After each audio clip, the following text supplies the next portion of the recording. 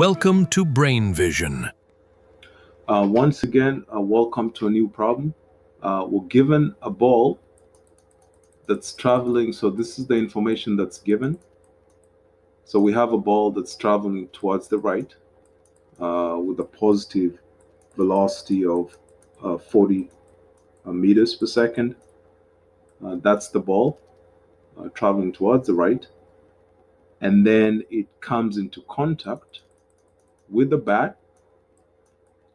Okay. And once it comes into contact with the bat, it takes off upwards at an angle of 30 degrees. So this is the information that's given. The mass of the ball happens to be 0.145 kilograms. And the time it takes for the ball to have contact with the bat is 1.75 milliseconds, which we can change right away to seconds by multiplying by a reciprocal of 1,000. And that's going to give us 1.75 times 10 to the negative 3 seconds. So that's how much time the ball and the bat are in contact.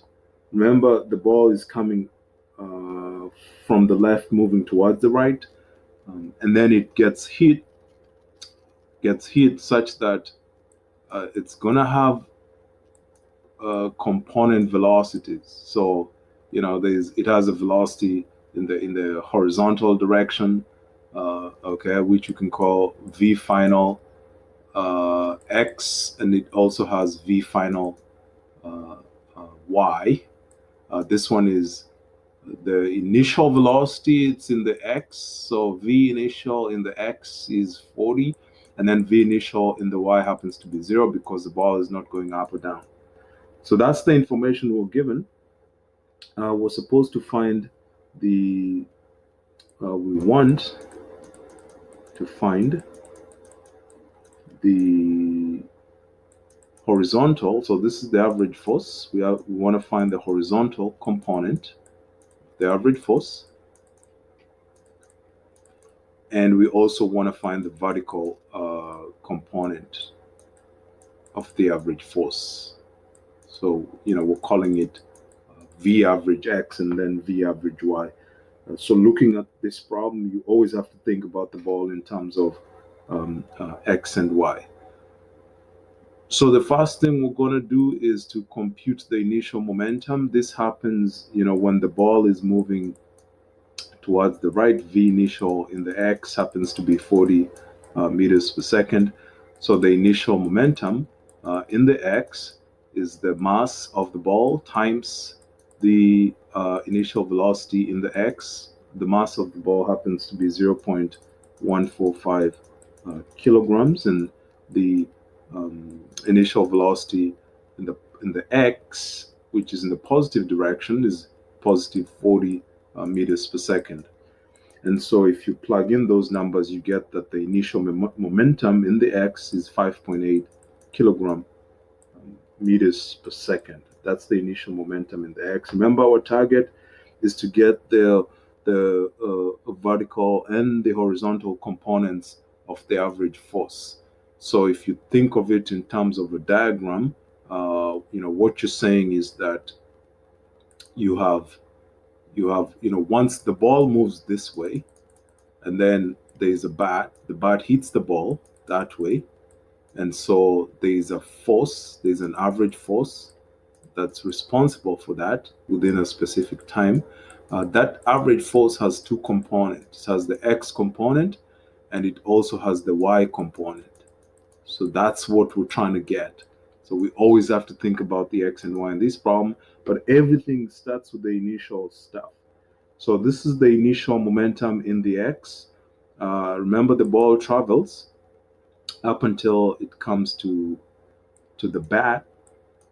Okay, so when it hits the bat, it's gonna go up that way. So there are two components: the negative velocity, the negative final velocity in the X, and also the positive final velocity in the Y, because it's going upwards. If you look at the problem, they're telling us, that this ball, it's traveling upwards. So if we want to get the final momentum, in the x, we'll need to take the mass times the final velocity in the x, which is going to be negative because it's pointing in the opposite direction. And so this is now where you use trigonometry. Remember, this angle here is 30 degrees. Okay, we can even call it theta for purposes of explanations. And then this is a velocity vector. This is the final velocity. This is the final velocity in the x. So you can see using trigonometry, the final velocity in the x over the final velocity is the same as cosine of theta. So that means the final velocity in the x has to be the final velocity times cosine theta, but it's in that direction. So this is going to be negative final velocity theta. So simplifying this problem, we have m times the final velocity in the x, which is negative v final cosine of 30. And then this changes to plug in the numbers 0.145 kilograms. That's the mass times negative the final velocity. As you can recall, if you go back, the final velocity was given as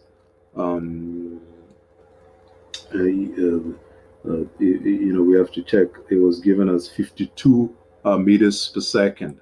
So don't forget about the final velocity. This final velocity right here, it happens to be v final equals to 52 meters per second. So going back, that's the number we're going to plug into the formula. So remember, there's a negative 52 meters per second times cosine of 30. Okay, times cosine of 30. Or we can see the whole thing as a unit. So we have the meters per second at the end. Okay, so we're going to have a meters per second at the end. So this times cosine of 30 meters per second. If you multiply those two numbers, you get negative 12. You get negative 6.53 kilogram meters per second. Meters per second. So we have two things, critical pieces of information that we've picked up so far. We have this baseball bat or baseball that's going up was hit by a bat. We have the initial final velocity in the x. We also have final velocity in the y. We've computed the initial momentum in the x. Going back on this page, you can see that the initial momentum in the x happens to be this one right here. Okay, 5.8 kilogram meters per second. That's positive. And then we also have the final momentum in the x. If you go back, it happens to be negative 6.53 kilogram meters per second. Negative 6.53 kilogram meters per second. So the impulse J, which is equivalent to the change in momentum, is the final momentum. This should be F, final. So final momentum minus initial momentum, which is the same as negative 6.53 kilogram meters per second minus 5.8 kilogram meters per second. And that's going to give us, remember, this is a process that's going to help us get the final, get the average velocity. If you put in those two numbers, you get negative 12.33 kilogram meters per second. And so this is a very helpful piece of information. We need the force. Another thing that happens is when the baseball gets hit like that, it's being hit by a specific force. That force has two components, the F the horizontal component, which is negative, and the vertical component, which is positive, we're at a position to find the horizontal component, which is the same as the impulse in the x over the change in time. Remember, the change in time from the beginning was 1.75 times 10 to the negative 3. So this is the same as negative 12.33 kilogram meters per second over 1.75 times 10 to the negative 3 seconds. And this is going to give us a final answer for the horizontal force. F of x is the same as negative 70 50 newtons, approximately. That's the average. This is the average force in the horizontal. Okay, that's the average force in the horizontal. Average force in the horizontal. Okay.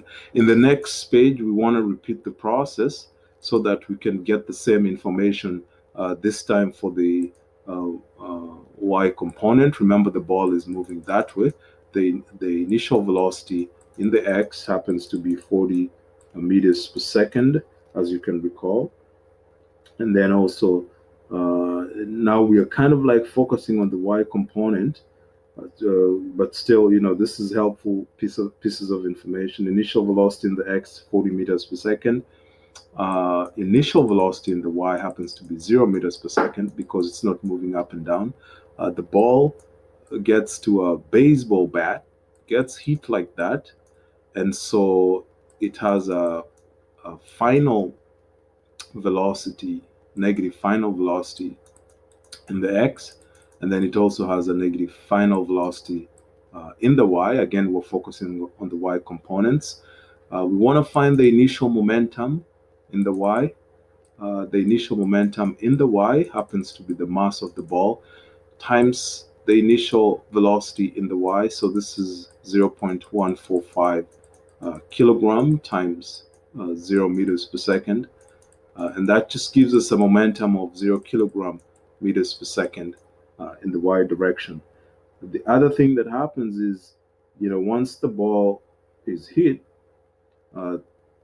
we want to find the final momentum in the y, and that's just the mass times the final velocity in the y direction. It happens to be positive because upwards is positive. So this is 0.145 kilograms times the final velocity in the y, positive. Again, going back to our small diagram, you can recall if this is theta and this is V final and this is V final in the y, you can see that V final in the y has to be V final times sine of theta.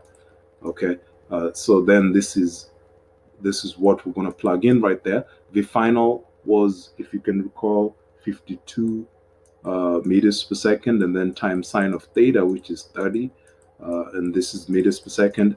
That gives us momentum in the y, which is 3.77 kilogram meters per second.